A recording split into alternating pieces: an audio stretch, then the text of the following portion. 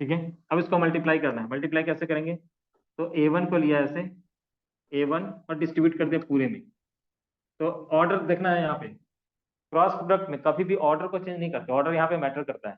ठीक है, तो A1 B1, ठीक है, A1 B1, लेकिन यहाँ पे क्या आया, I क्रॉस I। ठीक है, उसके बाद A1 A1 को फिर B2 में मल्टीप्लाई करें, A1 B2 I cross J। फिर उसके बाद A1 B3 I cross K। उसके बाद A2 B1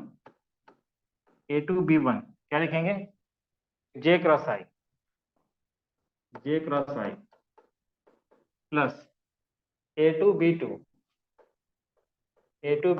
क्या लिखेंगे, J क्रॉस J। फिर उसके बाद A2B3 क्या लिखेंगे, J क्रॉस K। ठीक है, चलो A1 से भी मैंने सबको सब में डिस्ट्रीब्यूट कर दिया, A2 को भी सब में डिस्ट्रीब्यूट कर दिया। अब A3 प्लस A3B1 और K इंटू आई, ऑर्डर इंपॉर्टेंट है, ऑर्डर को इधर से उधर नहीं करना है। उसके बाद फिर A3B2 K क्रॉस J, और उसके बाद A3B3 K क्रॉस K। चलो यहाँ पे हम लोगों ने इससे पीछे वाले में हमने I cross J cross K ये तो देख लिया था, लेकिन यहाँ पे एक I क्रॉस I भी ऐसा आ रहा है, J क्रॉस J भी आ रहा है, डॉट प्रोडक्ट में भी आया था ये। तो डॉट प्रोडक्ट में तो 1 हो गया था, I डॉट I इज 1। लेकिन यहाँ पे अगर निकालेंगे, जैसा डिफाइंड है कि इसका मैग्नीट्यूड 1 यूनिट, दूसरे का मैग्नीट्यूड 1 यूनिट, दोनों के बीच का एंगल इज 0 डिग्री, तो I क्रॉस I 0। तो यहाँ से I cross I, J cross J और K क्रॉस K जहां पे भी मिलेगा उसको हम 0 लिख देंगे। क्या लिख देंगे, 0।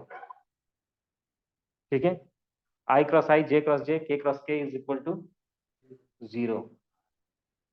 ठीक है, क्योंकि हम लोगों ने इसको डिफाइन कैसे किया था, डिफाइन किया था इस तरह से, A cross B is AB sine theta n cap. ठीक है, तो A का मैग्नीट्यूड B का मैग्नीट्यूड इंटू दोनों के बीच का एंगल 0 डिग्री है, I और I के बीच में, तो इंटू साइन 0, और ये पूरा चीज क्या हो चुका है, 0 हो चुका है।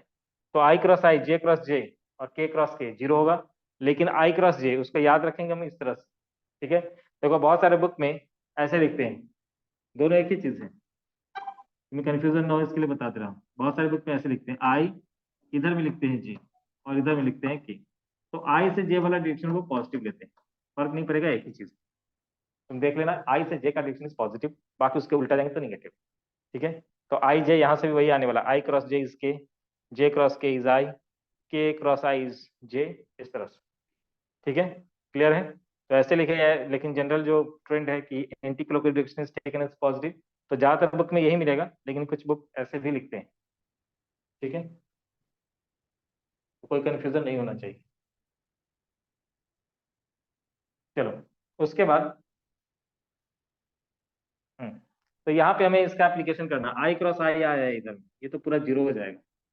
उसके बाद J क्रॉस J 0 हो जाएगा, और K क्रॉस K ये पूरा चीज ही 0 हो जाना है, ये 0, तो ये टर्म खत्म।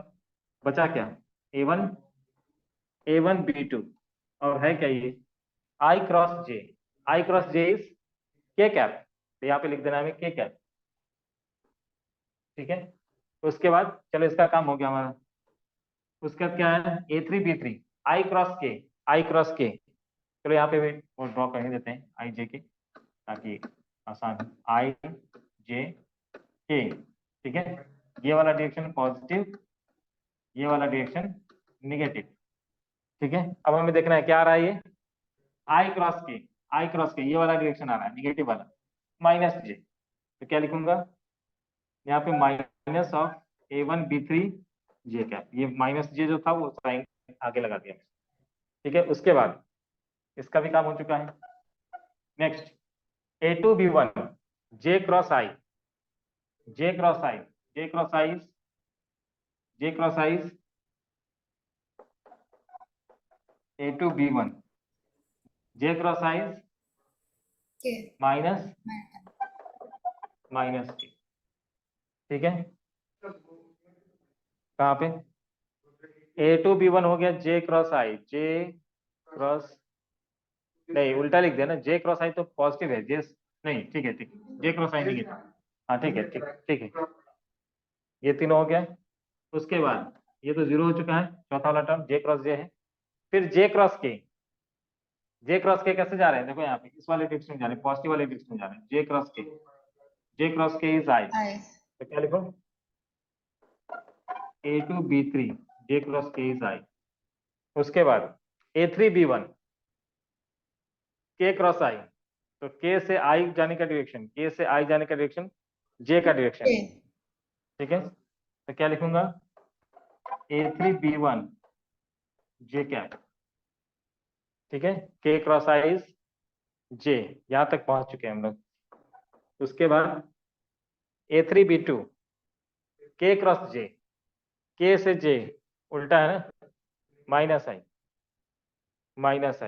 तो क्या लिखूं, A3B2 माइनस ऑफ A3B2I। अब बताओ I वाला कहाँ कहाँ पे है, एक यहाँ है और एक यहाँ पे, ठीक है, अब एक साथ कलेक्ट करना है बस। तो A2B3 यहाँ पे, ये वाला A2B3I था, और यहाँ पे A3B2 जो आएगा जस्ट उसको उल्टा है, A3B2, क्या लिखे उसको, I कैप, प्लस J वाला कहाँ कहाँ पे, एक इधर में है और एक यहाँ पे, A3B1 minus A1B3 J cap, ठीक है। उसके बाद K कैप कहाँ कहाँ कहाँ पे है, A1B2 और A2B1, तो प्लस A1B2 माइनस A2B1, क्या हो चुका है ये, K कैप, ठीक है। तो ये आया सिंपल मल्टीप्लीकेशन, ठीक है।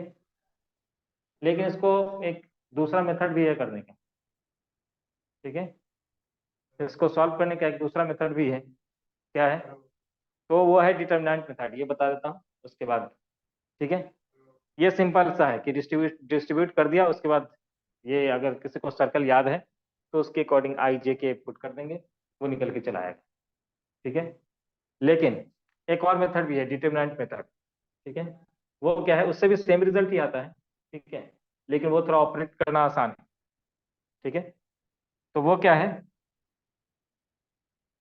वो कुछ ऐसा है कि अगर कोई दो फैक्टर है ए और बी, ए को हमने क्या लिखा, A1I cap, A2J cap, A3K cap, vector B को क्या लिखेंगे, B1I cap, B2J cap, B3K cap, ठीक है। तो ए क्रॉस बी हम लोग कैसे निकालेंगे, तो ऐसे में लिख देना I J K, A1 A2 A3, B1 B2 B3, ठीक है। अब हमने I को यहां से निकाला, ठीक है, जिस I को पहले लिखा ऐसे, और ये जिस रो और जिस कॉलम में उसको बंद कर देना है, मतलब इस दोनों को बंद कर देना है, ठीक है, इस दोनों को बंद कर दिया, बचा क्या, जो बचा उसको लिख दो, A2 A3 B2 B3, ठीक है। उसके बाद प्लस के बाद माइनस, माइनस से लिखना है इधर, ठीक है, इसको हटा दे रहा हूं अब,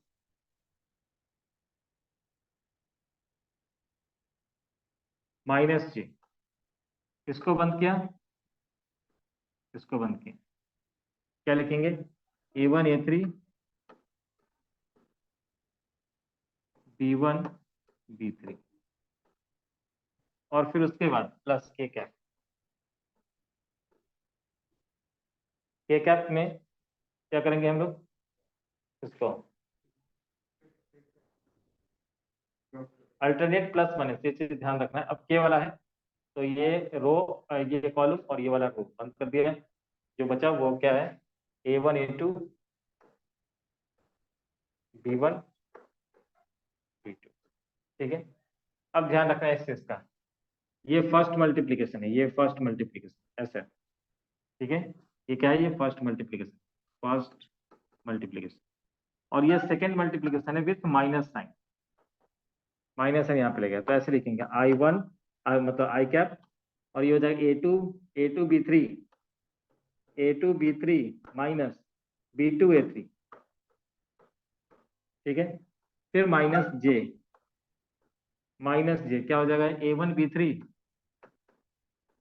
माइनस A3 B1। फिर उसके बाद आ जाएगा के क्या, A1 B2 minus A2 B1, हो गया। इस माइनस साइन को अगर मल्टीप्लाई कर, माइनस को भी अगर पॉजिटिव करना चाहते हो तो अंदर का साइन चेंज कर देना। तो फाइनल रिजल्ट हम लोग ऐसा लिखेंगे जो बिल्कुल पीछे वाले की तरह ही होगा, A2 B3 minus B2 A3, और इस माइनस को अगर हम पॉजिटिव कर देते तो अंदर वाला साइन भी change, plus J cap A1 B3, sorry ये था तो माइनस करना पड़ेगा, A3 B1 minus A1 B3 plus ये cap A1 B2 minus A2 B1, ऐसा। ये इसका सर माइनस जे कैप क्यों आया? माइनस जे कैप, ये डिटरमिनेंट सेकेंड मेथड है। टाइम। डिटरमिनेंट को ओपन करने का ये रूल है, ठीक है, कि ये प्लस माइनस प्लस ऐसे जाता है। अगर तुम आगे पढ़ोगे अच्छा। मैट्रिक्स डिटरमिनेंट में, तो -1 to the power I+J ऐसे लिखना पड़ता है, या P+Q ऐसा लिखो तुम, जो pth रो और qth कॉलम को बताता है। हर ये एक्सपेंशन जब होगा, हर एक्सपेंशन के आगे -1 to the power P+Q ऐसा आएगा, pth रो qth कॉलम। ये कौन सा रो है, कौन सा रो है, फर्स्ट रो है, फर्स्ट कॉलम, तो -1 to the power 1+1, इसलिए पहला वाला टर्म के आगे +1 था, क्योंकि -1 to the power 2 हो रहा है।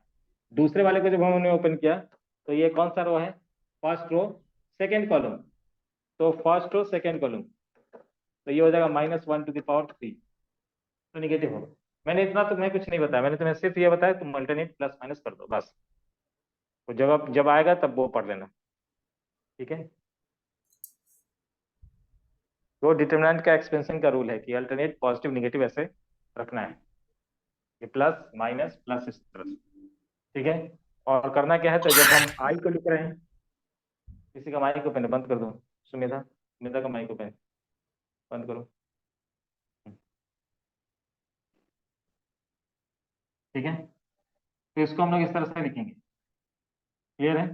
जब हम आई को लिख रहे हैं, जब आई का एक्सपेंशन कर रहे हैं, आई से एक्सपेंशन कर रहे हैं, तो फिर उस केस में क्या करेंगे, ये आई वाला कंपोनेंट था, तो इसको बंद करना है, जिस रो और जिस कॉलम में उसको बंद कर देना है, जो बचा उसको लिख देना है। और जो मल्टीप्लीकेशन करेंगे, तो ये फर्स्ट मल्टीप्लीकेशन है, ये दूसरा मल्टीप्लीकेशन विथ माइनस साइन, ठीक है। ये रूल है उसका डिटरमिनेंट के एक्सपेंशन का, ठीक है। तो ये हमेशा एक वैल्यू देगा, ये भी एक वैल्यू देगा और वो भी एक वैल्यू देगा।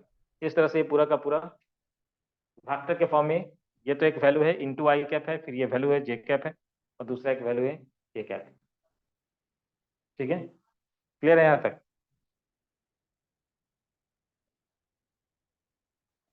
ठीक है।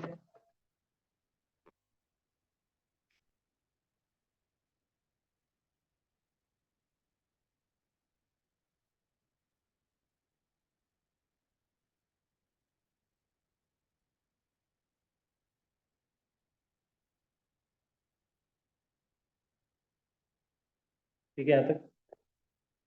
चलो एक दो क्वेश्चन लेते हैं पहले। मैंने साथ सेंड किया था तुम लोग को वो वेक्टर प्रोडक्ट का लास्ट वाले क्लास, सेंड किया था ना वेक्टर प्रोडक्ट, बोल क्यों नहीं रहे,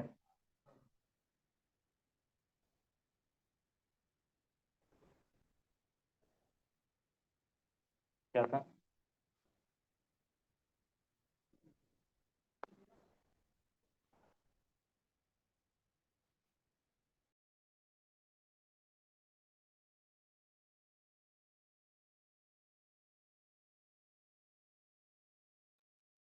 पहले एक दो चीज और है क्रॉस प्रोडक्ट में, ठीक है। नोट्स में देख लेना एक बार, ये जो ऐप के ऊपर अपलोडेड है।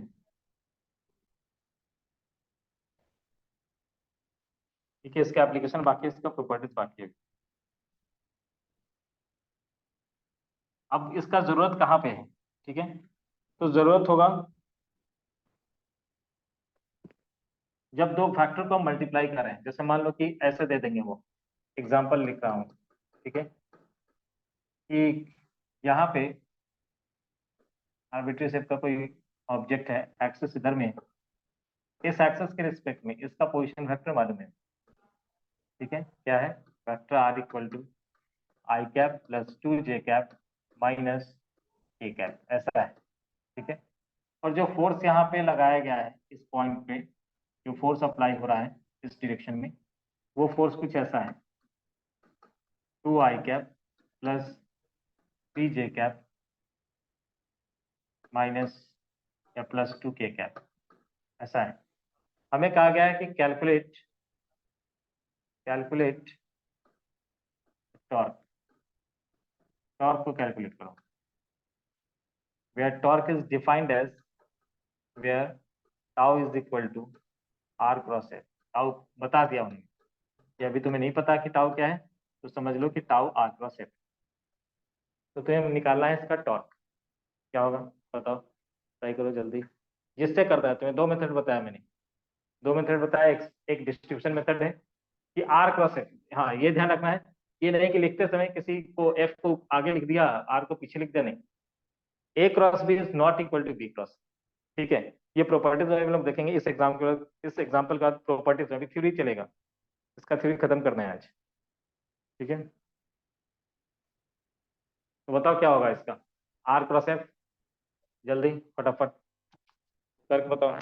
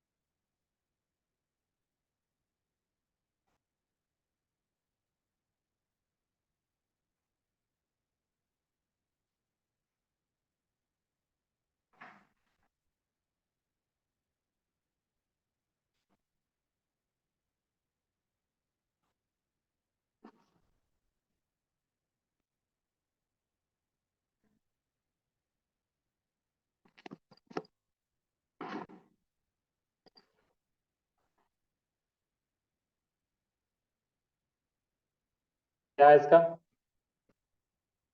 तो दो मेथड है इसको करने का, एक तो डिस्ट्रीब्यूशन से कर सकते हैं, दूसरा आर क्रॉस एफ कैसे भी लिख सकते हैं, ऑर्डर में जैसा है वैसे। इधर में आई कैप, जे कैप, के कैप। ठीक है, और इसमें कॉफिशिएंट भरना होता है, उसके नीचे में कॉफिशिएंट भरना है। आई का कॉफिशिएंट पहले आर वाले का, पहले आर है तो पहले आर वाले का। आई का कॉफिशिएंट 1 है तो यहाँ पे 1 पुट करेंगे। जे का कॉफिशिएंट 2 है तो यहाँ पे 2 पुट करेंगे। और यहाँ पे के का कॉफिशिएंट -1 है तो -1। तो उसके बाद फिर फोर्स का लिखना है सारा कंपोनेंट, तो 2, उसके बाद 3 और ये 2। ठीक है, ऐसा। अब क्या करेंगे, पहले आई को निकाला हमने, आई को निकाला।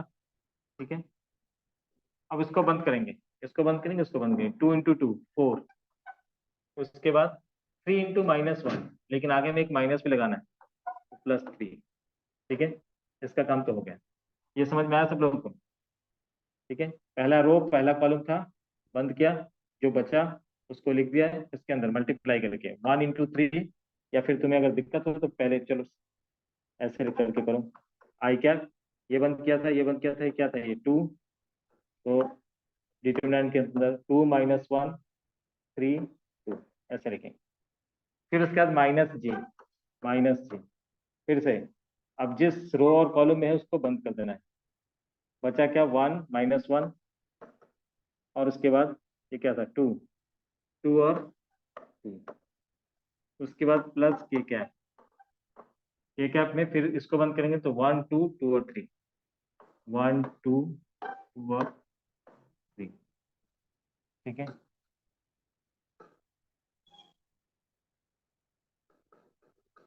आई कैप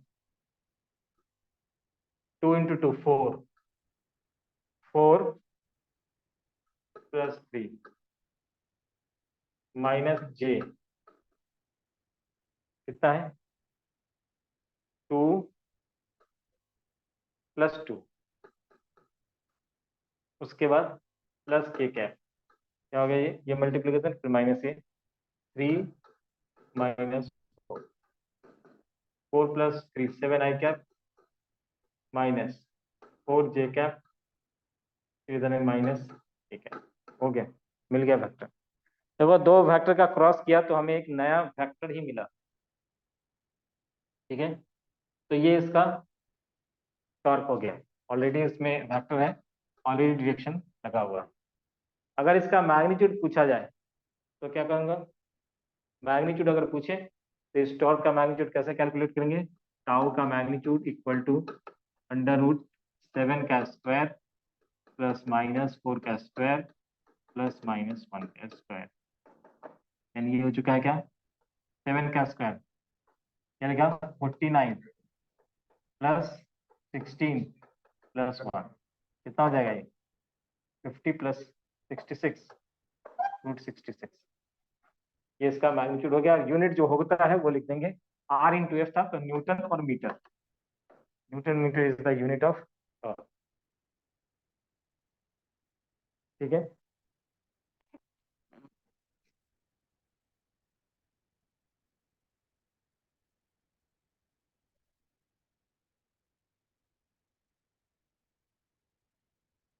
ठीक है यहाँ तक।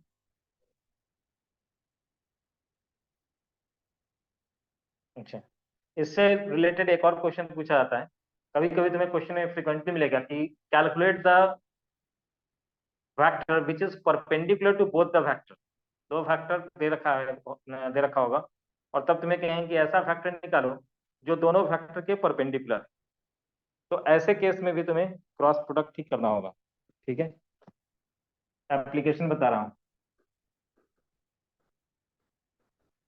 एप्लीकेशन देखो, जैसा हमने उधर में लिखा था, A × B equal to AB sin theta n cap.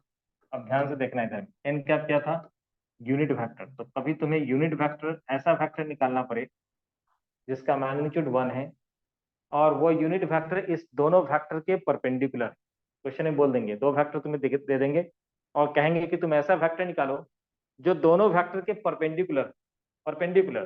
तो सीधा परपेंडिकुलर कहे तो A × B निकाल दो। लेकिन अगर तुम्हें कहे कि यूनिट वेक्टर निकालो जो दोनों के परपेंडिकुलर है, तब क्या करना है, A × B ऐसे लिखते हैं हम लोग, AB sin थीटा। अगर इसका मॉड ले लें, मैग्नीट्यूड, तो A × B का मैग्नीट्यूड क्या होगा, AB sin थीटा।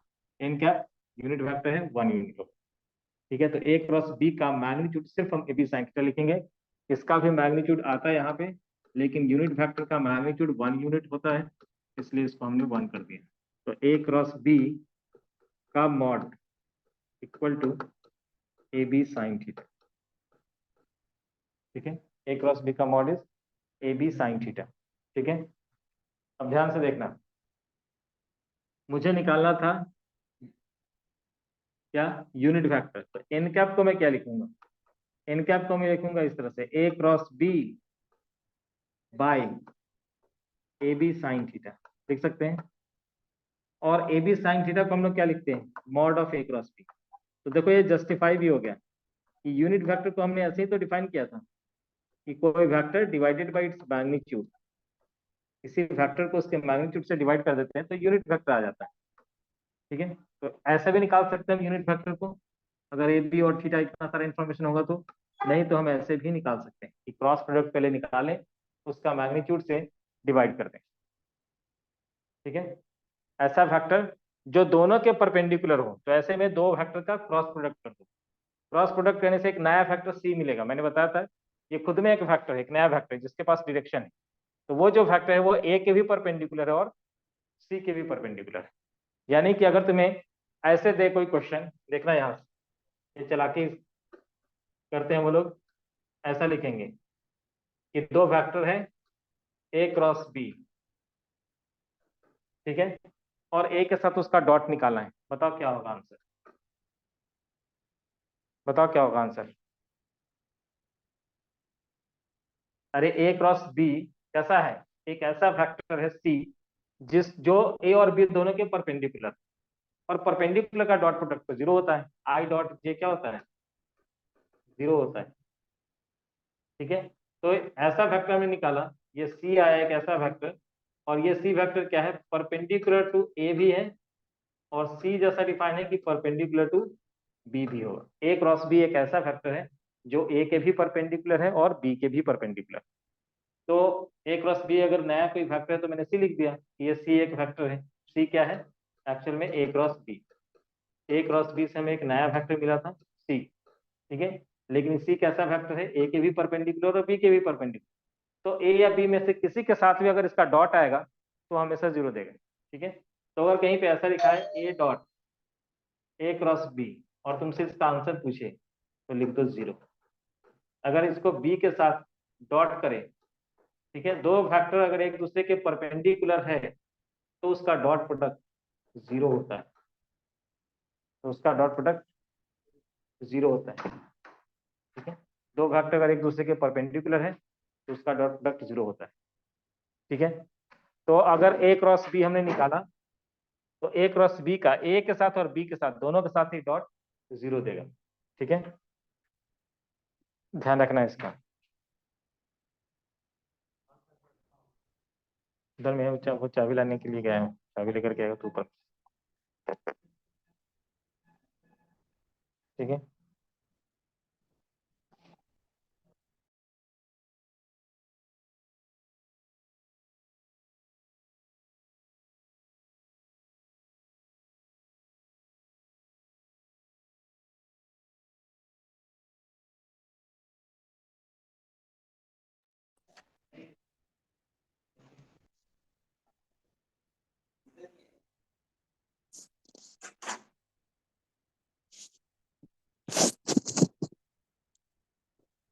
ठीक है, ये तो अगर तुम्हें कभी भी कहे एप्लीकेशन का क्या है, पहला to calculate unit factor perpendicular to both the vector, तो लिखो पहला application, to calculate unit factor perpendicular to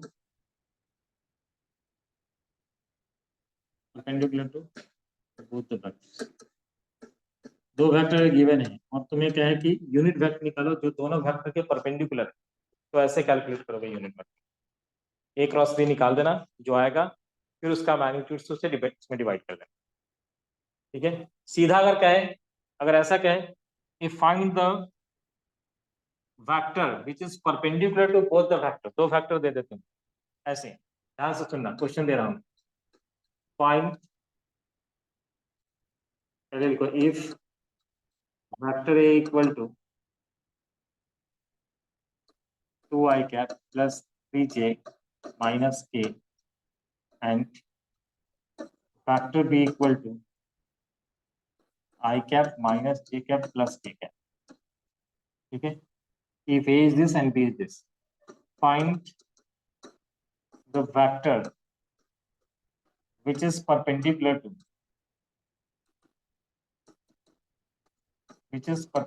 to both vector A and vector. देखो यहाँ पे यूनिट वेक्टर नहीं बोला, यूनिट वेक्टर नहीं कहा, सीधे कहा कि ऐसा वेक्टर निकालो जो दोनों के ऊपर परपेंडिकुलर, दोनों वेक्टर के ऊपर परपेंडिकुलर। तो सीधा तुम क्या करोगे, मान लो वो वेक्टर सी है और सी क्या है, ए क्रॉस बी निकालो। देखो ये डॉट प्रोडक्ट उसका जीरो आएगा, ही आएगा। तो तुम्हें ऐसा वेक्टर सी निकालना है जिस जो इन दोनों के क्रॉस प्रोडक्ट करने से आएगा। तो सी जो है वो ए के भी परपेंडिकुलर है और बी के भी perpendicular.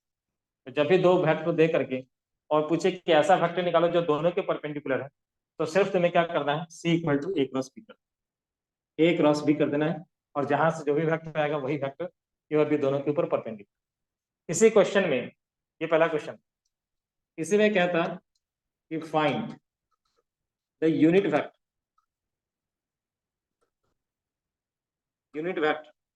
Which is perpendicular to both vector A and B. इसी क्वेश्चन में ऐसा क्या रहता है। तब क्या करते हैं, ये पहला का सोल्यूशन कि हमने ए क्रॉस बी निकाल लिया, और वो निकाल लेंगे ए क्रॉस बी करके। और दूसरा हो जाएगा क्या कि जो यूनिट वेक्टर होगा वो ए क्रॉस बी करने से जो आया वेक्टर, यानी कि यहाँ पे जो भी आया होगा उसके मैग्नीट्यूड से भी डिवाइड, एडिशनल चीज ये A cross B divided by mod of A cross B, mod of A cross B, N cap equal to mod of A cross B.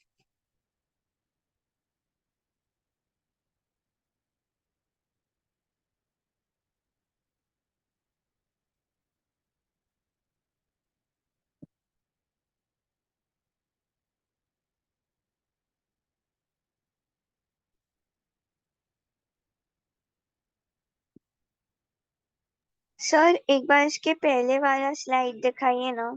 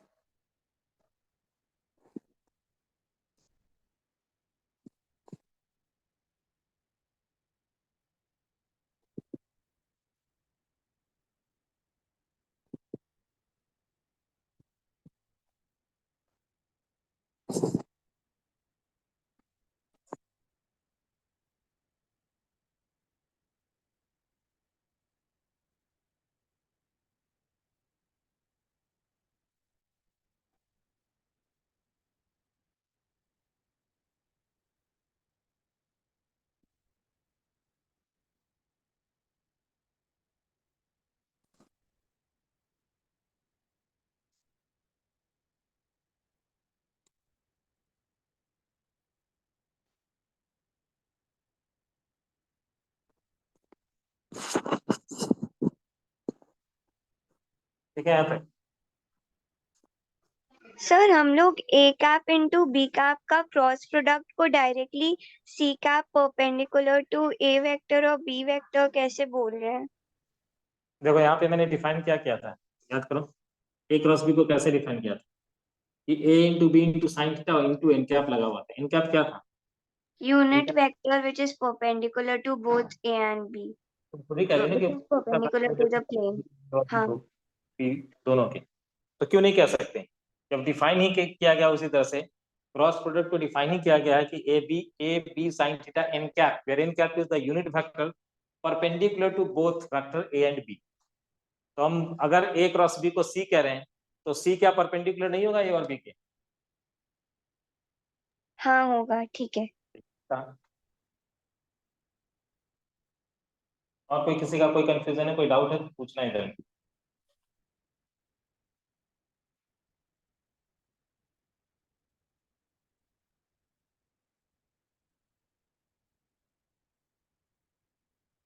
या कोई स्लाइड अगर दिखाना हो तो बता देना, चेक कर, आगे पीछे करना हो। ठीक है, तो दो इसके एप्लीकेशन हम लोग ने देखे। अभी एक एप्लीकेशन देखा हमने कि अगर कोई यूनिट वेक्टर निकालना होगा तब भी हम इसको यूज कर सकते हैं, सिर्फ उसमें एक्स्ट्रा क्या करना पड़ेगा, ए क्रॉस बी जो हमने करके निकाला है उसके मैग्नीट्यूड से डिवाइड करना पड़ेगा। ठीक है, और इधर में क्या था कि अगर सीधा में पूछ दे कि ऐसा वेक्टर निकालो जो परपेंडिकुलर है ए और बी बोथ, ये तो सीधा हमें ए क्रॉस बी कर देना है, जो वेक्टर आएगा। अब चलो करके देखते हैं, करके देख लेते हैं। ठीक है, कौन सा, इधर में ए क्रॉस बी हमने निकाला, देखते हैं देखते हैं कि वो ए और बी के परपेंडिकुलर है। जस्टिफाई करने के लिए हमारे पास एक ही रास्ता है, डॉट प्रोडक्ट अगर निकाले, डॉट प्रोडक्ट अगर दो फैक्टर का जीरो हो जाता है तो हम कह सकते हैं कि डॉट प्रोडक्ट अगर जीरो हो रहा है इसका मतलब ये दोनों के परपेंडिकुलर। ठीक है, तो ए क्रॉस बी हम निकालते हैं। मान लिया एक फैक्टर सी हमने लिखा जो कि ए क्रॉस बी, तो कैसे लिखेंगे इधर में, आई जे के, फिर आई का कॉफिशिएंट जो ऑर्डर है उसी ऑर्डर में, ए का पहले 2 3 -1, 2 3 -1, तो उसके बाद बी का 1 माइनस 1 1, 1 माइनस 1 1, ठीक है। अब क्या करेंगे, इक्वल टू आई कैप, बंद किया किसको, आई वाले को, तो बचा क्या, 3 माइनस 1 माइनस 1 1, 3 माइनस 1 माइनस 1 1, फिर माइनस जे, अल्टरनेट प्लस माइनस, जे वाले को बंद करेंगे, ये रहा, ये बंद हुआ, ये बंद हो गया, बचा क्या 2 माइनस 1, यहाँ पे 2 माइनस 1 1 1, ठीक है। उसके बाद के कैप, लास्ट वाला प्लस के कैप, के कैप, तो के वाले को बंद करो, इस बार कौन सा होगा क्लोज, कलर चेंज कर देता है, इस बार ये होगा क्लोज, ये होगा क्लोज और ये होगा क्लोज, बचा क्या 2 3 1 माइनस 1, ठीक है। तो 2 3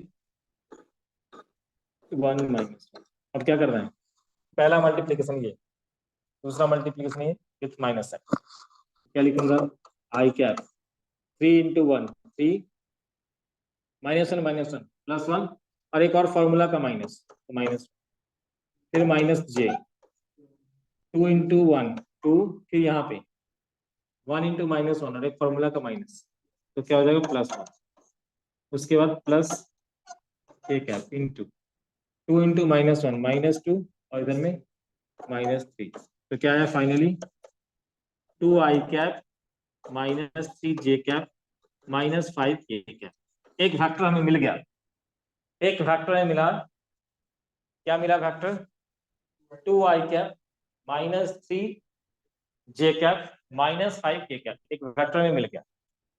अब देखते हैं कि क्या ये फैक्टर, ठीक है, ए और बी दोनों के परपेंडिकुलर है, तो सिंपल सा है इसका रास्ता चेक करने का, ये सी का डॉट निकालो, इसके साथ, ए के साथ, अगर ये जीरो आ जाता है तो क्या कहेंगे, जीरो आ जाता है तो कहेंगे परपेंडिकुलर है।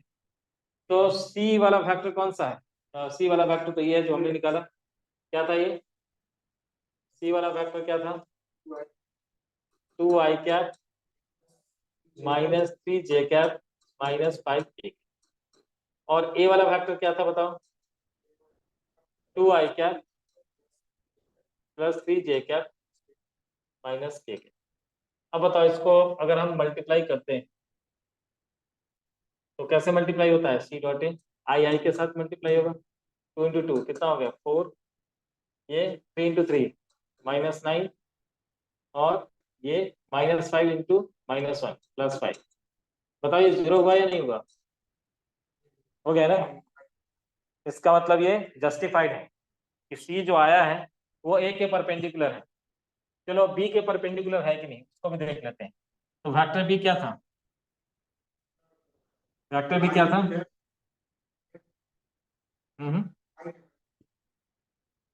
इसको हटा रहा हूँ, ठीक है।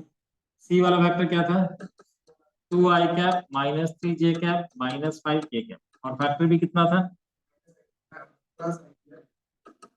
आई कैप माइनस जे कैप प्लस के कैप। अब सी डॉट बी करके देखो, तो आई वाला आई के साथ मल्टीप्लाई होगा, तो 2 इंटू 1 1, फिर माइनस 3 इंटू माइनस 1 प्लस 3, और ये हो गया क्या, अच्छा एक मिनट ये मैंने गलत कर दिया, 2 इंटू 1, 2 इंटू 1, और ये माइनस 3 इंटू माइनस 1 3, और ये माइनस 5 इंटू प्लस 1 माइनस 5, देखो 2 प्लस 3 5 5 माइनस 5 0, तो सी डॉट बी भी जीरो हो रहा है। इसका मतलब ये जो फैक्टर आया क्रॉस करने से जो आया फैक्टर ए क्रॉस बी, ठीक है।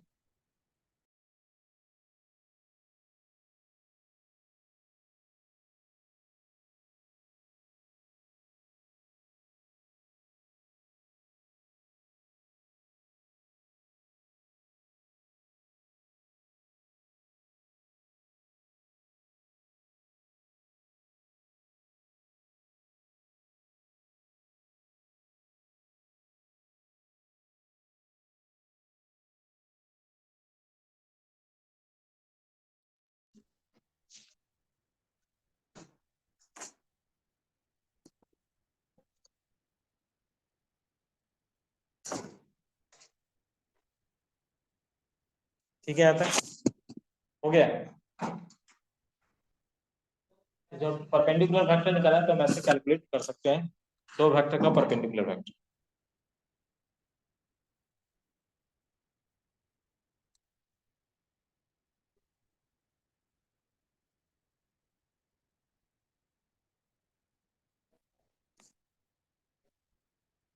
ठीक है यहाँ तक।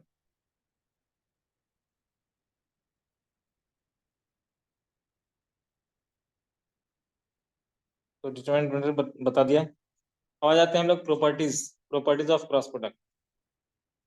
तो पहला प्रॉपर्टी क्या है कि ये डिस्ट्रीब्यूटिव की तरह ये बिहेवियर नहीं दिखाता है। A cross B is not equal to B cross A. ठीक है, प्रॉपर्टीज लिखा मैं, properties of cross product.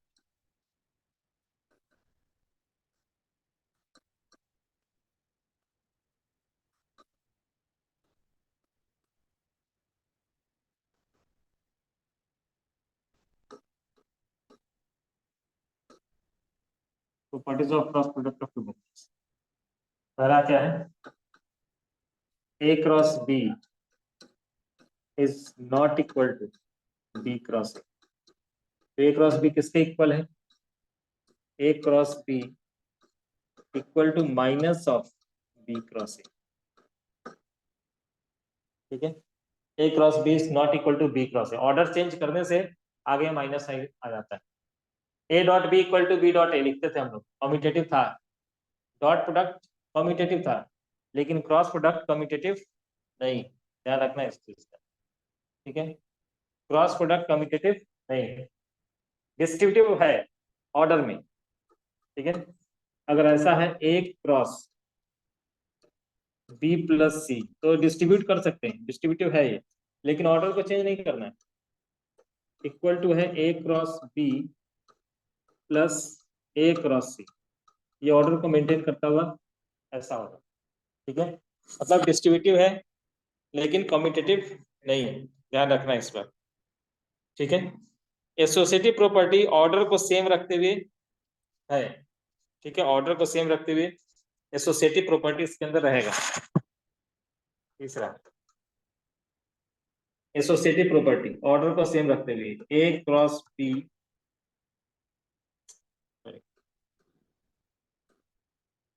A plus B cross C cross T, C plus T ऐसा है। ठीक है, सी प्लस टी ऐसा है। तो क्या लिखेंगे, A cross C, A cross सी, फिर ऑर्डर को चेंज नहीं करना है, ए क्रॉस बी, फिर B cross C plus B cross T, ये होल्ड करेगा। ठीक है, ये होल्ड करेगा।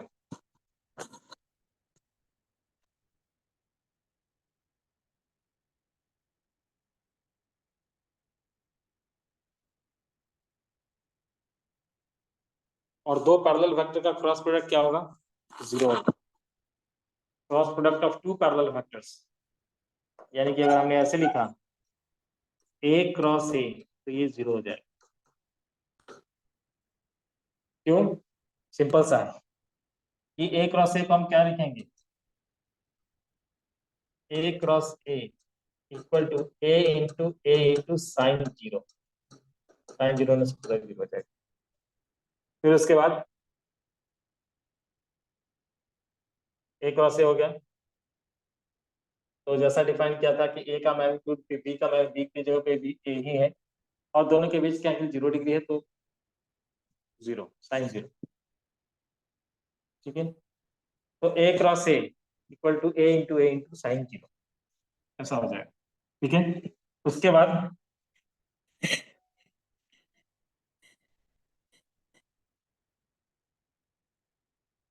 ये हो गया। एक लास्ट बाकी है इधर में, और वो क्या है कि इसका अगर हम एरिया कैलकुलेट करते हैं, जैसे कोई दो वेक्टर है। ठीक है, इस वेक्टर को हमने ए कहा, इसको बी कहा। ठीक है, तो अगर हम ए क्रॉस बी कर देते हैं और इसका अगर मैग्नीट्यूड निकालते हैं तो ये इस पैरेललोग्राम का एरिया होता है। ठीक है, इक्वल टू क्या होगा, एरिया ऑफ पैरेललोग्राम। मतलब पहले तो हमने ध्यान रखना है कि ए और बी एडजेसेंट साइड होना चाहिए, ठीक है। पैरेललोग्राम का एडजेसेंट साइड अगर साइड से रिप्रेजेंट करते हैं तो A cross B equal to area of parallelogram. लेकिन अगर ए और बी डायगोनल है तो डायगोनल के केस में if A and B are diagonal, in that case if A and B are diagonal of parallelogram of parallelogram, तो हम लोग क्या लिखेंगे कि ए क्रॉस बी का half equal to area of parallelogram. ध्यान रखना है कि अगर कह दे कि ए और बी डायगोनल का पोजीशन वेक्टर है तो उस केस में तुम्हें हाफ करना पड़ेगा, तब जाकर के एरिया एरिया निकलेगा किस पैरेललोग्राम। ठीक है, क्लियर है यहाँ तक? चलो फटाफट जो डीपीपी दिया था डीपीपी करने की बारी है। ठीक है, पेन ड्राइव एक्चुअली छूट गया इसलिए वो यहाँ पे प्रोजेक्ट नहीं कर पाऊंगा इसको। ठीक है, तुम लोग निकाल लो अपने अपने, हाँ इसमें तो है मेरे पास भी, तुम लोग भी निकाल लो अपना अपना डीपीपी फटाफट। और किसी पास अगर नहीं है तो बता देना मुझे। मैं cross product of two factors की बात कर रहा हूँ। डीपीपी 5, डीपीपी 5 किसके पास नहीं है बता देना मुझे। डीपीपी 5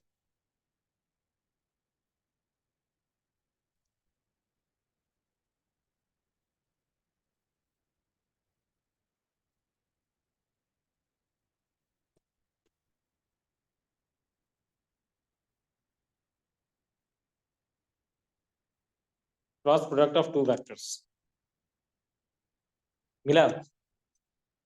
पहला वाला क्वेश्चन क्या है? फर्स्ट क्वेश्चन है if A and B are two non zero parallel vectors, non zero vector लेकिन पैरेलल है तो ए क्रॉस बी क्या होना है? हाँ, बाकी सब लोग बताना जल्दी फटाफट। पहला क्वेश्चन में फर्स्ट क्वेश्चन की बात कर रहा हूँ। डीपीपी 5, डीपीपी 5 क्वेश्चन नंबर 1, 1 का 1। नियति बताओ, if A and B are two non-zero vectors parallel to each other, the value of a cross b, a cross b, a cross b का value पूछा है। तो अभी अभी मैंने बताया ये चीज कि दो पैरेलल वेक्टर का क्रॉस प्रोडक्ट कैसे लिखेंगे, ए बी साइन थीटा, और थीटा की जगह पे जीरो लिख देंगे एन का, ये पूरे को ही इसने जीरो कर दिया। लेकिन ए क्रॉस बी एक वेक्टर क्वांटिटी है इसलिए जीरो, दो वहां पे जीरो दिख रहा होगा, एक बोल्ड फेस लेटर में जीरो है और एक सिंपल जीरो है। तो बोल्ड फेस लेटर वाला जो होगा वो वेक्टर को रिप्रेजेंट करता है, यानी फर्स्ट ऑप्शन होगा। ठीक है, ध्यान रखना है इसका। बोल्ड फेस लेटर में जो है वो फर्स्ट ऑप्शन है, दूसरा वाला सिंपल जीरो है। एक ये जीरो है, एक दूसरा ये जीरो है। ये ऑप्शन ए वाला जीरो है, ये ऑप्शन बी वाला जीरो है, तो ऑप्शन ए में टिक करना है। बोल्ड फेस लेटर से जो होगा वही वेक्टर को रिप्रेजेंट करेगा। तो वेक्टर का क्रॉस प्रोडक्ट अगर एक वेक्टर क्वांटिटी है तो ये नल वेक्टर होगा, नल वेक्टर। ठीक है, ध्यान रखना है। आई क्रॉस आई क्या हो जाएगा? Zero. J cross J zero की जीरो वेक्टर, जीरो वेक्टर यानी option B. Option B second वाले का, ऑप्शन बी थर्ड वाले का, थर्ड वाले का भी ऑप्शन बी, क्योंकि वेक्टर जीरो लिखना है, ये लिखना है, ये लिखने का है। ठीक है, फोर्थ भी ऑप्शन बी वेक्टर जीरो। ठीक है, उसके बाद आई क्रॉस आई, आई क्रॉस आई का मैग्नीट्यूड, आई क्रॉस आई का मैग्नीट्यूड क्या होगा? ए मैग्नीट्यूड पूछा है तो आई क्रॉस आई वेक्टर जीरो लिखते हैं, लेकिन उसका मैग्नीट्यूड पूछा है तो मैग्नीट्यूड में कोई वेक्टर नहीं होगा, सिंपल जीरो। ठीक है, तो फिफ्थ वाले का सिंपल जीरो यानी कि ऑप्शन ए, ऑप्शन ए। ठीक है, नेक्स्ट वाले क्वेश्चन में आ जाओ। सिक्स क्या होगा फटाफट बताओ। I cross I zero, zero vector, vector zero D. उसका J cross K, J cross K is equal to Sumedha sir A, option A. Option A, ठीक है। उसके बाद और इसी बताना, उसके बाद वाला जे cross I. J cross I simple सा है, ये ड्रॉ कर लेने का है सबसे पहले। Sir I B. जे के, ये वाला पॉजिटिव, ये वाला नेगेटिव। अब इसके अकॉर्डिंग आंसर करते जाओ। बी होगा सर। जे क्रॉस आई, तो जे क्रॉस आई, जे क्रॉस आई जाने से ऐसे ऐसे जाएंगे, तो क्या हो जाएगा, माइनस के, माइनस के होगा ना, जे क्रॉस आई माइनस के, हाँ। बी वाला ऑप्शन, ठीक है। नियति, नेक्स्ट, के क्रॉस आई, के क्रॉस आई माइक अनम्यूट करना पड़ता है इसके लिए। पॉजिटिव जे कैप। के क्रॉस आई, के क्रॉस आई का मतलब ऐसे जा रहे हैं, यस पॉजिटिव आई क्या, बहुत अच्छा। के क्रॉस जे का पॉजिटिव जे कैप। उल्टा हो गया ना, ये के क्रॉस जे, के क्रॉस जे नहीं, जे क्रॉस के, कौन सा है, जे क्रॉस के उल्टा, ऐसा। तो पॉजिटिव आई। पॉजिटिव आई, ठीक है। उसके बाद के क्रॉस आई, के क्रॉस आई क्या हो जाएगा, के क्रॉस आई, के क्रॉस आई निगेटिव है लल्लू लाल, के क्रॉस आई पॉजिटिव जे, पॉजिटिव जे, ठीक है। के क्रॉस आई पॉजिटिव जे, आई क्रॉस के, आई क्रॉस के, आई क्रॉस के ऐसे जा रहे हैं उल्टा, आई क्रॉस नेगेटिव। के माइनस जे, ठीक है। चलो उसके बाद नेक्स्ट वाला क्वेश्चन, उसके बाद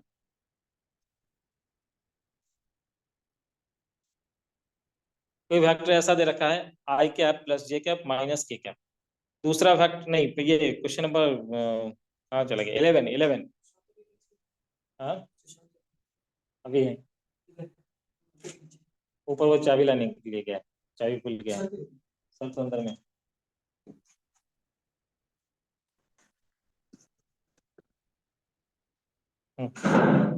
ठीक है, चलो उसके बाद वाला,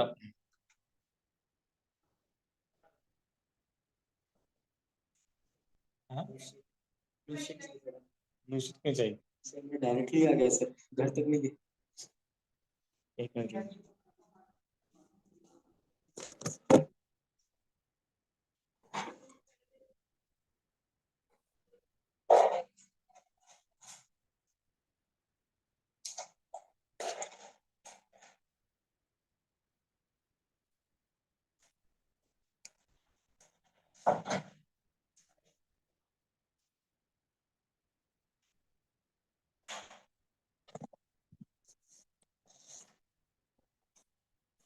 सेकेंड वाले फ्लोर पे क्लास हो गया है, इसके ऊपर वाले फ्लोर, हाँ वो लगा हुआ है, वो चाबी भूल गया तो चाबी लाने की।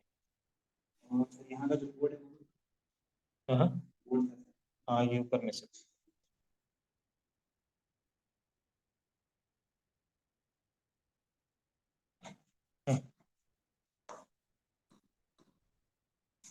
अच्छा उसके बाद वाला जो क्वेश्चन है वो कुछ ऐसा है, एक वेक्टर ए है और वो क्या है 3i कैप, और दूसरा वेक्टर बी है और ये क्या है 4j कैप, ठीक है।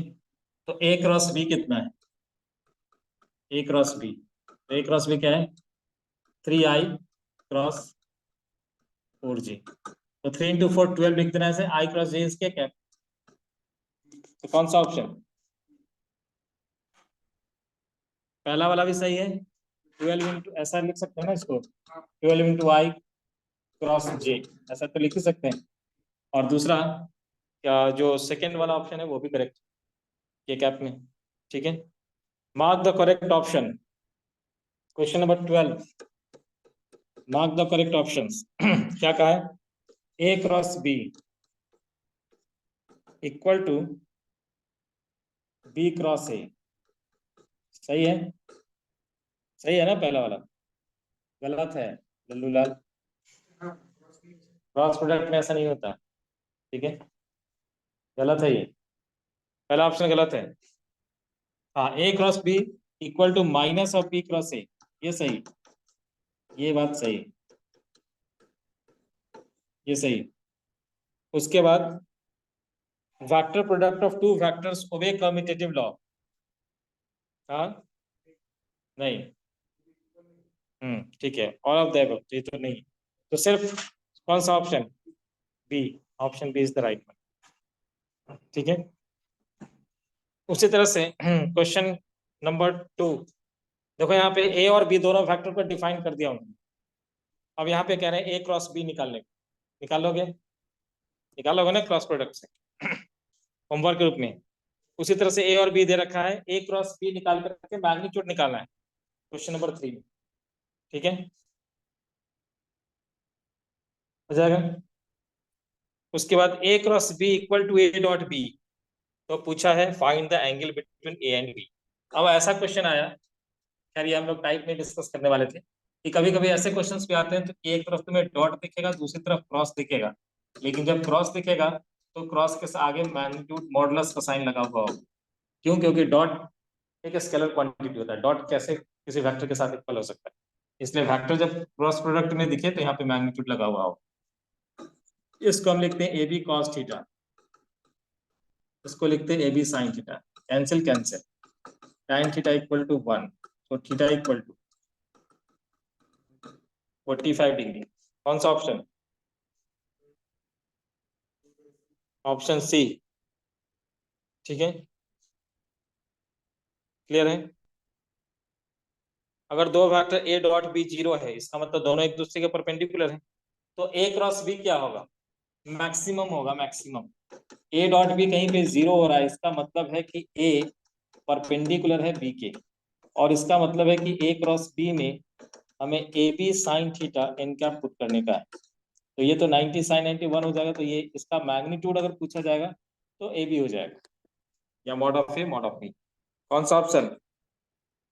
हाँ, कौन सा option? Mod A mod B, पहला वाला ऑप्शन। क्या सोच रहे हैं? ठीक है,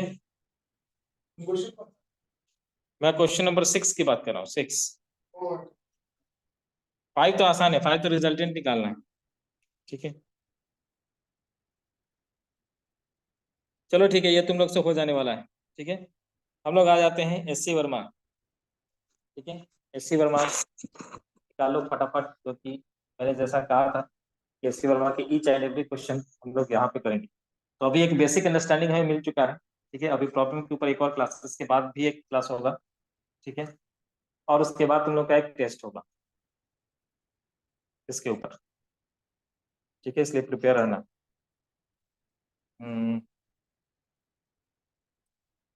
ये तो गड़बड़ हो गया। Sir test date. हाँ हाँ, एक्चुअली मेरा पेन ड्राइव जब तक नहीं आएगा तब तक ये मैं इस पर इम्पोर्ट नहीं कर पाऊंगा वो S C Verma. S C Verma है इसके अंदर शायद, लेकिन वो पेन ड्राइव में है। चलो ठीक है, तब तक स्टार्ट तो कर ही सकते हैं। एस सी वर्मा है सबके पास? हाँ, एस सी वर्मा तो मस्ट है, यहाँ अगर करने के लिए आया तो एस सी वर्मा तो करना ही पड़ेगा। ठीक है, चलो अभी के लिए मैं, सब लोग के पास है एस सी वर्मा? हाँ ना, बताओ उधर। तुम्हारे पास नहीं है? हाँ, तुम्हारे पास नहीं? चलो ठीक, बाकी लोगों के पास ऑनलाइन में जो लोग जुड़े हैं, यहाँ पे तो मैं देख पा रहा हूँ जो लोग ऑनलाइन में है उनका, जो ऑनलाइन में है उनसे पूछ रहा हूँ, एस सी वर्मा है सबके पास? अरे बोलता ही नहीं ये लोग। हाँ सर। हम्म, नियति है लेकिन अभी नहीं है, राइट? हाँ सर। ठीक है, यही बोलना था ना। सुमेधा, एस सी वर्मा हाँ सर। है? चलो ठीक, एक काम करते हैं, जब तक वो नहीं आया है तब तक,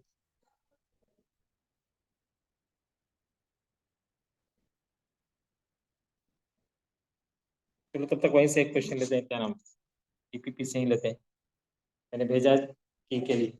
की लेकर के आ जाए तो मैं एक्चुअली दूसरे वाले पैनल में है वो सेट ऊपर में कल क्लास लिया था मैंने, वो उसमें ही मेरा वो पेन ड्राइव चला गया, तो मिल जाएगा तुरंत अभी कुछ देर में, लेकिन तब तक के लिए स्टार्ट करो।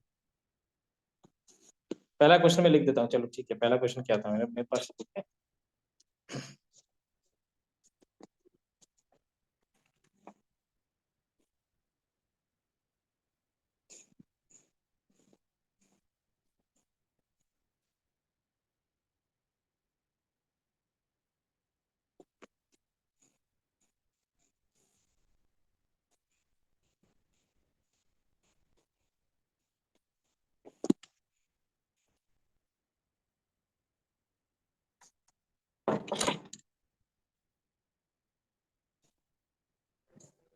सर हम्म, सर टेस्ट कब है? टेस्ट है आज, कौन सा दिन है आज? वेडनेसडे। तो नेक्स्ट वेडनेसडे शायद हो सकता है। आज मतलब मंडे तो ये प्रॉब्लम सॉल्विंग क्लास है, इसी के ऊपर बहुत सारा क्वेश्चन कराया जाएगा, ठीक है। और उसके बाद अगर लगा कि हाँ सब कुछ ठीक ठाक है तो फिर वेडनेसडे एक टेस्ट हो सकता है,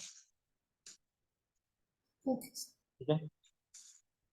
चलो जब तक वो आ रहा है लेकर के, तब तक मैं पहला वाला जो क्वेश्चन है वो बता देता हूँ। क्वेश्चन ये है एस वर्मा का कि एक वेक्टर है A makes an angle 20 degree and vector B makes an angle 110 degree with X axis, ठीक है।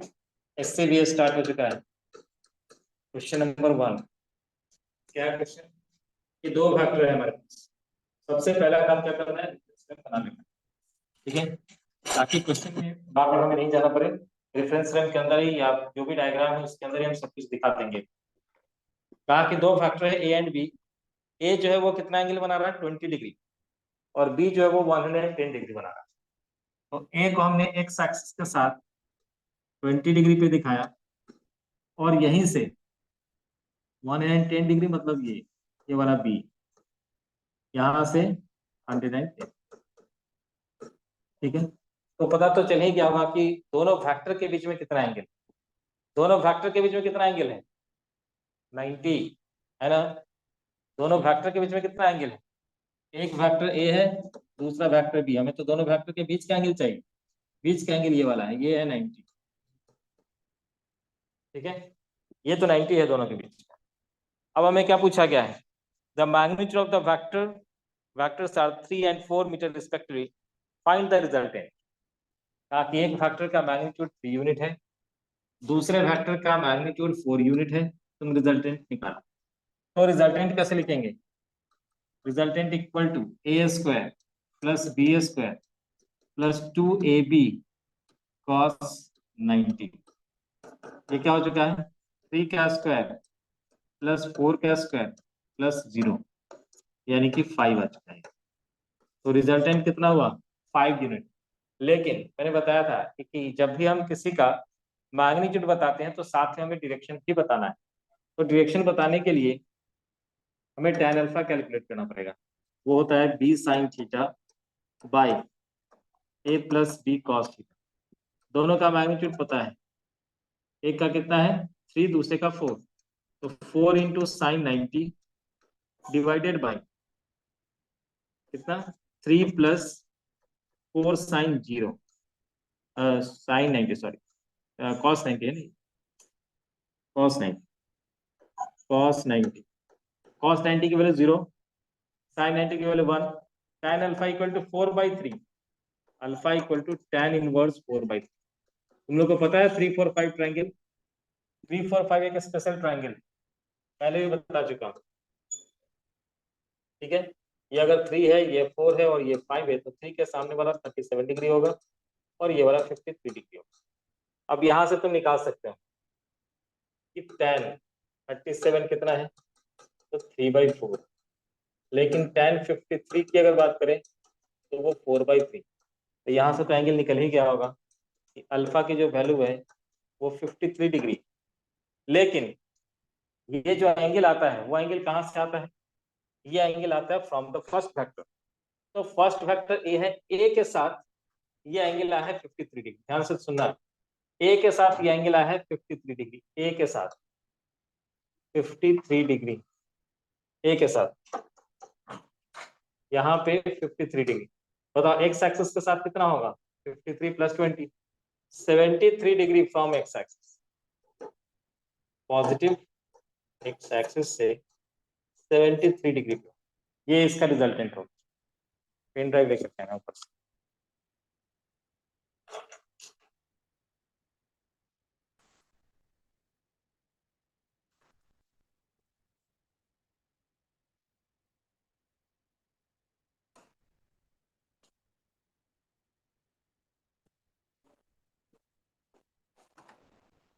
जा सकते हैं आप लोग ऊपर, ऊपर जा सकते हैं।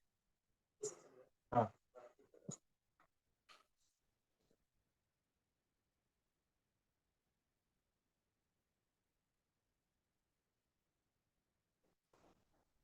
आप कब तक? मैं हूँ अभी।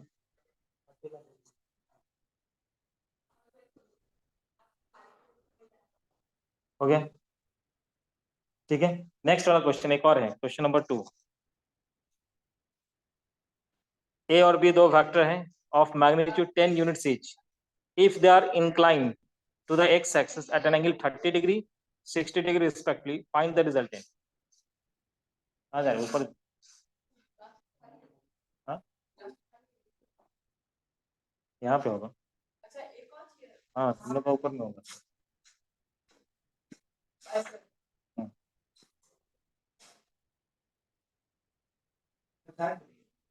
हाँ हाँ चार्जर है। हो गया, चलो नेक्स्ट वाले क्वेश्चन में आते हैं। नेक्स्ट क्वेश्चन क्या है कि let A and B be two vectors of magnitude 10 units. बताना, तुम बताओ क्या है। लेट एंड पढ़ो क्वेश्चन। हाँ क्या बोलो? अच्छा क्वेश्चन ही नहीं था, ठीक है ये बुक लो, क्वेश्चन रीड करना, बताना क्या है। क्वेश्चन नंबर 2 है, A and B are two vectors, ठीक है। कहाँ पे है? 10 यूनिट ईच, ठीक है। दो वेक्टर लेना हमें, ए और बी।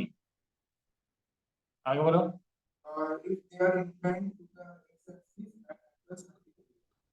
30 डिग्री एंड बोला हुआ अभी कुछ, क्या बोला है? पूरा बोला करो ना क्वेश्चन। ये जो एंगल उन्होंने दिया है वो पॉजिटिव एक्स एक्सिस से दिया होगा, ठीक है। एक 30 डिग्री पे है और दूसरा, और दोनों का मैग्नीट्यूड हमें दे दिया गया है कि ए वाले वेक्टर का मैग्नीट्यूड भी 10 यूनिट है और दूसरे वाले वेक्टर का भी मैग्नीट्यूड 10 यूनिट, ठीक है। और दोनों के बीच का जो एंगल है थीटा, वो भी हमने निकाल लिया, 60 - 30 दैट इज 30 डिग्री, ठीक है। तो रिजल्टेंट आर इक्वल टू क्या लिखेंगे? √Under a² + b² + 2ab cos theta.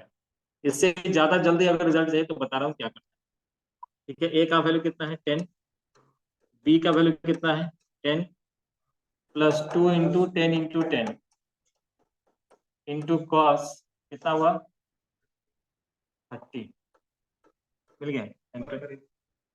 हाँ ऊपर करेंगे तो उधर में होगा। ड्रॉप करना, ड्रॉप के बगल में अंदर में रखा, जिसमें चाबी लगा हुआ है ड्रॉप टेबल में, टेबल इस वाले टेबल, ठीक है।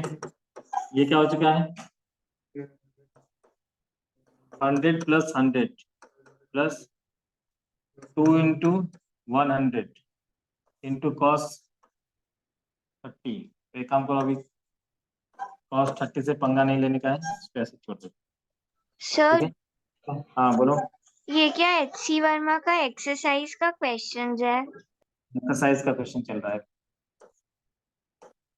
मैं भी दिखा दूंगा, वो पेन ड्राइव ले आया है, एक्चुअली पेन ड्राइव मिल चुका है मुझे, क्वेश्चन दिखा सकता है, ठीक है।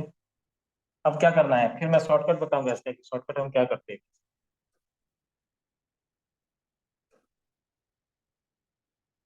क्या हो चुका बताओ? 200 को निकाल लो तुम कॉमन, तो क्या बच गया? 1 + cos थीटा। अब मैथ्स में एक फॉर्मूला पढ़ा होगा, 1 + cos theta is 2 cos² θ/2। 2 cos square theta by 2, trigonometry का ये फॉर्मूला है। ठीक है, अब इसका स्क्वायर रूट निकालना है, तो ये 2 to 4 है, 4 का स्क्वायर रूट जाएगा तो ये 2 हो जाएगा बाहर में। ठीक है, और cos स्क्वायर थीटा बाई 2 जब रूट से बाहर आएगा तो cos theta by 2, theta by 2 है एंगल में, तो ये आया 2 200 था ना, 200 था ये, 200 इंटू 2 कितना आया, 400 हुआ, 400 का स्क्वायर रूट 20 हो गया, 20, तो 20 cos थीटा बाई 2, यानी कि 20 cos थीटा की वैल्यू कितनी थी, 30, 30 का हाफ 15 डिग्री, 20 cos 15 डिग्री, ये होगा आंसर। चलो मैं तुम्हें दिखा दूं क्वेश्चन, कौन सा क्वेश्चन हम लोग कर रहे हैं। ठीक है, क्योंकि 80 वर्मा पूरा कराया जाएगा इधर, टीपीपी तो होगा ही, साथ में 80 वर्मा का सारा क्वेश्चन डिस्कशन होगा।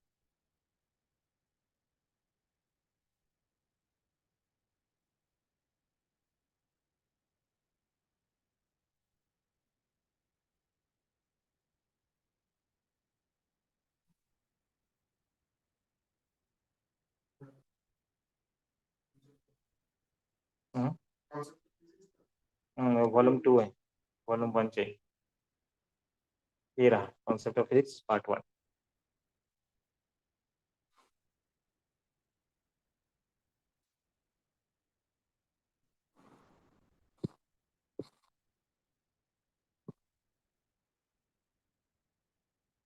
हम लोग किसमें हैं, हम लोग इस बारे में।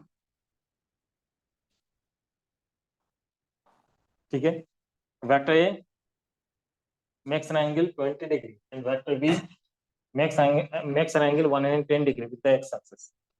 The magnitude of these vectors are 3 metre and 4 metre respectively. Find the result. ये हमने कर लिया। ठीक है, अभी हम लोग हैं किसमें, क्वेश्चन नंबर 2 किया अभी हमने, क्वेश्चन नंबर 2 किया हमने 2a cos थीटा बाई 2। ठीक है, 2a cos थीटा बाई 2। हाँ, इसमें हम शॉर्टकट की बात कर रहे थे कि शॉर्टकट क्या होता है। ठीक है, इस क्वेश्चन में देखो मैं सीधा उस रिजल्ट को लिख सकता था, अगर तुम इसी में एससी वर्मा का ही इन टेक्स्ट क्वेश्चन अंदर वाले क्वेश्चन का सबसे पहला क्वेश्चन देखोगे तो यही है कि अगर दो वेक्टर इक्वल मैग्नीट्यूड का हुआ तो उसका रिजल्टेंट क्या होगा। ठीक है, दो वेक्टर अगर इक्वल मैग्नीट्यूड का हुआ तो उसका रिजल्टेंट क्या होगा, पहला क्वेश्चन। इन टेक्स्ट क्वेश्चन मतलब अंदर में जो कॉन्सेप्ट डिस्कशन के बाद होता है, मैं उसको कहता हूँ। 2.6 आ चुका है, 2.5,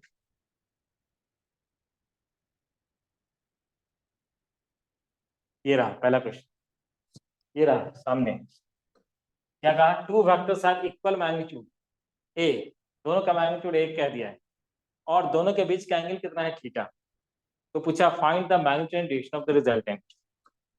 तो क्या करेंगे हम लोग, ए स्क्वायर बी स्क्वायर दोनों में ए स्क्वायर पुट किया, क्योंकि दोनों का मैग्नीट्यूड एक ही है। 2 इंटू ए बी, तो ए बी में ए इंटू कॉस थीटा। अब देखो यहाँ पे ये दोनों ऐड होकर के 2a स्क्वायर हो चुका है, यहाँ भी 2a स्क्वायर है, 2a स्क्वायर को बाहर निकालिए, 1 plus cos theta, 1 plus cos theta, 1 plus cos theta को, हाँ 1 प्लस कॉस थीटा को क्या लिखा, 1 प्लस कॉस थीटा को लिखा 2 cos square theta by 2, 2 cos square theta by, ठीक है, 2 कॉस स्क्वायर थीटा बाई 2। तो ये 2 कॉस स्क्वायर थीटा बाई 2 और ये 2 ए स्क्वायर पहले से था, 2 दोनों में मतलब 4 था, ये मल्टीप्लाई होकर के 4 हो चुका है। ठीक है, उसका स्क्वायर रूट निकाला तो बाहर में 2 आया, ए स्क्वायर का ए आ चुका है इंटू कॉस थीटा बाई 2। ठीक है, तो ये डायरेक्ट रिजल्ट हम यूज कर सकते हैं। ये डायरेक्ट रिजल्ट अगर हम यूज करेंगे, जैसे हमारे में क्वेश्चन में क्या था कि दो फैक्टर है 10 यूनिट और 10 यूनिट था, तो दो इक्वल फैक्टर हो गया कि नहीं, magnitude wise, magnitude wise equal factor नहीं कहेंगे, मैग्नीट्यूड वाइज दोनों का मैग्नीट्यूड इक्वल 10 है और 10। ठीक है, तो सीधा हम लिख सकते हैं कि रिजल्टेंट जो होगा वो 2a cos थीटा बाई 2, यानी कि 2 इंटू ए की जगह पे 10 इंटू कॉस 15 डिग्री, सीधा लिख सकते हैं 20 cos 15, पता। ठीक है, तो हर बार उस रिजल्ट को पुट करने के लिए नहीं जाएंगे, ये रिजल्ट हमेशा पुट करने के लिए नहीं जाएंगे, दो इक्वल फैक्टर आएगा तो सीधा हम इस रिजल्ट को यूज कर सकते हैं। लिख लो फटाफट, नोट कर लो, चलो लिखा देता हूँ।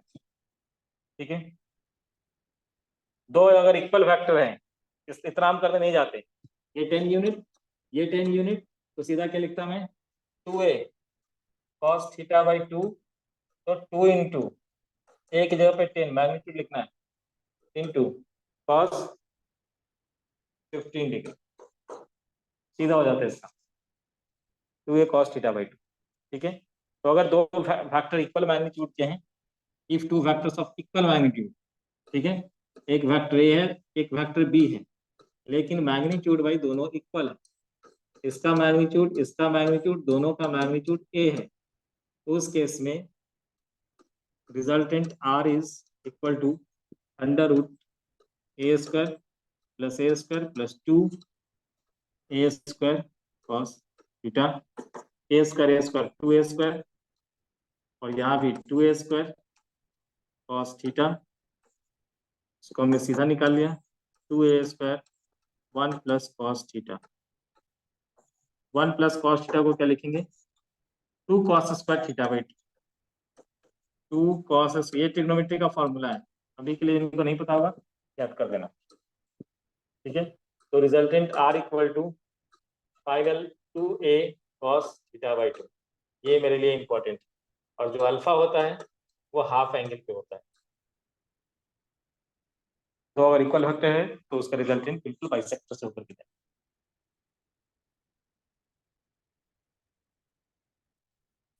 ठीक है, alpha equal to theta by 2 important है, लिख लो, क्योंकि बहुत लोगों से आगे रहोगे अगर तुम्हें ये रिजल्ट याद रहा।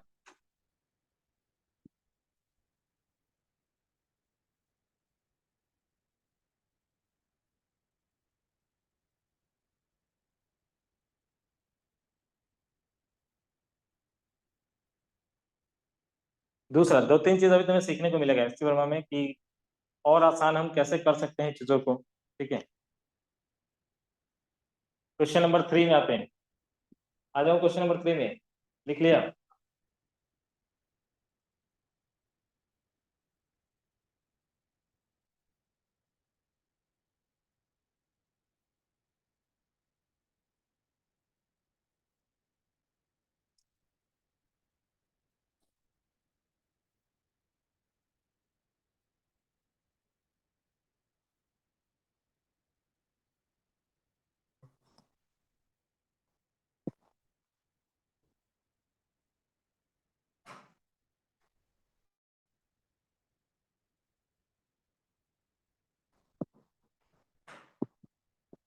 ठीक है, हम लोग क्वेश्चन में एंगल भी निकाला इन्होंने, A sine theta by plus A cos theta करके, ये angle alpha equal to theta by 2। ठीक है, नहीं, उसके बाद क्वेश्चन में आते हैं फिर।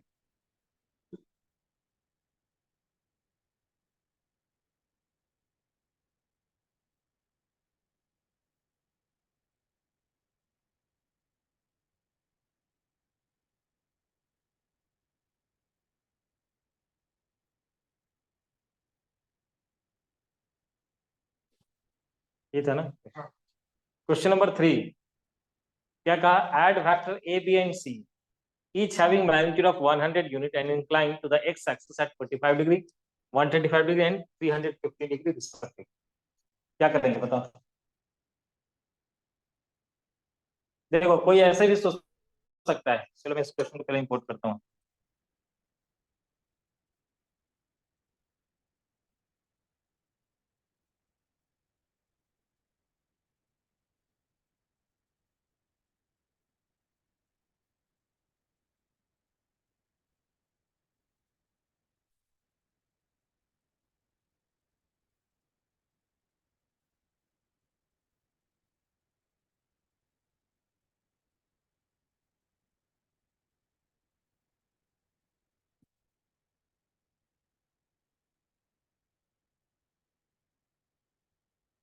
ये था question, add factor A B and C, ठीक है, each having magnitude of 100 units and inclined to the x axis at angle of 45 degree, 135 degree and 315।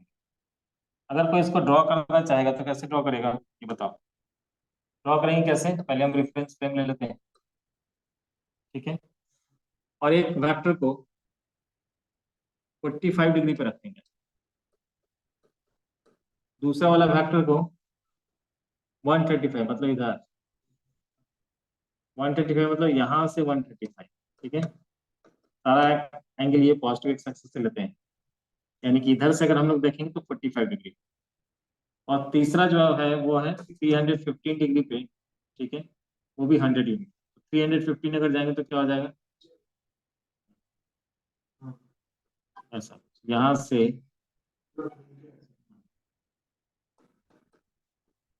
क्या करेंगे बताओ। बहुत लोग ये सोच रहे होंगे कि चलो ठीक है, बहुत सारा जब दो से ज्यादा फैक्टर दिखे तो हमें रिजॉल्व कर देना चाहिए। बात सही है, रिजॉल्व कर देंगे। इस वेक्टर को लिखेंगे 100 cos 45 sin 45, इसको भी लिखेंगे उसी तरह से। यहाँ से यहाँ से अगर देखेंगे तो 45 डिग्री है ना। अगर एक्यूट एंगल लेते हैं तो हम क्वाड्रेंट में साइन के हिसाब से लेते हैं, यानी कि ये माइनस कॉस 100 cos 45 लिखेंगे और साइन वाला पॉजिटिव रहेगा, और फिर इसको भी रिजॉल्व करेंगे, ठीक है। मतलब यहाँ एक्यूट एंगल लेकर के यहाँ से लेंगे तो ये 45 ही होगा, फिर इसको रिजॉल्व करेंगे, फिर सबको ऐड कर देंगे।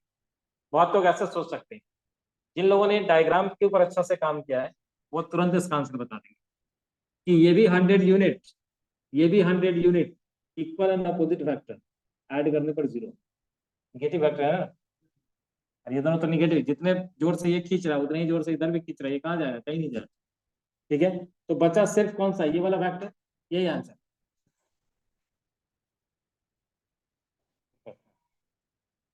ठीक है। तो जितने एंगल से इसको ये कौन सा, ये दोनों एक दूसरे को कैंसिल कर रहे हैं, और ये जो बच गया वही रिजल्टेंट।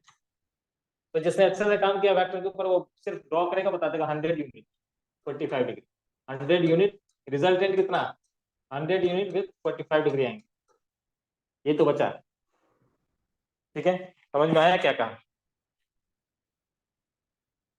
तो बेसिक फंडामेंटल जितना तुम्हारा स्ट्रांग रहेगा, सॉल्यूशन तुम्हारे पास उतना नजदीक जल्दी पहुंच के आएगा, ठीक है। ड्राइंग हमने किया यहाँ पे, ये 100 यूनिट का ये है, ये भी 100 यूनिट का है, ये जितने एंगल पे लग रहा है उसके अपोजिट लग रहा है, इन दोनों का रिजल्टेंट हो जाएगा 0, ठीक है। और उसके साथ ये तीसरा फैक्टर ऐड हो रहा है, तो हो गया वही, यानी कि 100 यूनिट 45 डिग्री, ये आंसर हो गया, ठीक है। अब देखते हैं क्या है आंसर उनका। बाकी लोग रिजॉल्व, जो कुछ लोग हैं जो रिजॉल्व करना शुरू कर देते, रिजॉल्व करके ही बना सकते, वही आएगा आंसर, ठीक है। थर्ड वाले का देखें आंसर, अच्छा सेकेंड वाले का, फर्स्ट वाले का भी देखना है। आंसर यहाँ पे है, पहले वाले का रिजल्टेंट आया था 573 डिग्री विद एक्स एक्सिस, पहले वाले का। सेकेंड वाले का 20 cos 15 डिग्री, ठीक है, और 45 degree with x axis. 15 degree हो गया कहाँ से, बीच से, पहले वाले वेक्टर के साथ, और पहला वाला वेक्टर खुद से 30 डिग्री पे था, तो 30 प्लस 15 करेंगे तो 45 हो जाएगा। उसके बाद दूसरा और तीसरा वाला क्या है, 100 unit 45 degree with x axis, ठीक है। चलो उसके बाद नेक्स्ट वाले क्वेश्चन में आते हैं। तो लग रहा है कि ये टफ है। Let factor A equal to this one, factor B equal to this one. Find the magnitude of A, B, A plus B, A minus B.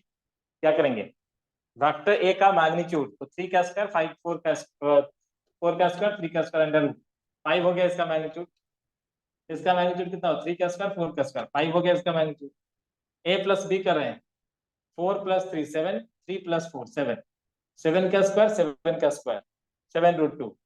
A plus B का मैग्नीट्यूड कितना हो जाएगा, 7√2, और A माइनस बी करेंगे तो ये आई cap और ये माइनस आई कैप, तो √2 आई का स्क्वायर मतलब 1 का स्क्वायर प्लस 1, तो ये इसके आंसर हो गए। फिर क्या पूछा, ठीक है, समझ में आ रहा है। हेलो, ये लोग शौक खा के बैठा है क्या, बोलता है नहीं, ऑनलाइन वाले तो बिल्कुल भी नहीं बोलते। चलो question number 5, refer to the figure, ये इस फिगर की बात कर रहे हैं, कौन सा, ये वाला figure. Refer to the figure, find the magnitude x component, ठीक है, y component and the angle with the x axis of the resultant of OA, BC and D। तो क्या करना है, क्या करना है इधर में,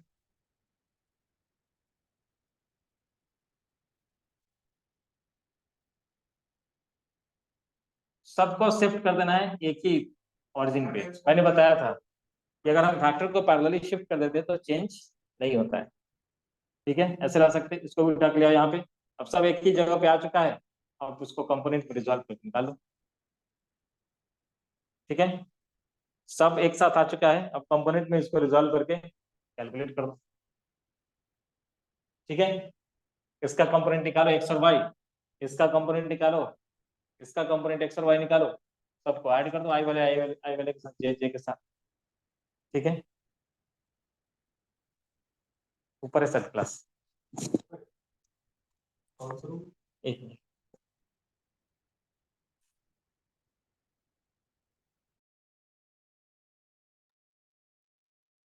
चलो आज के लिए यहीं तक रखते हैं। ठीक है, नेक्स्ट वाले क्लास में हम डिस्कस करेंगे।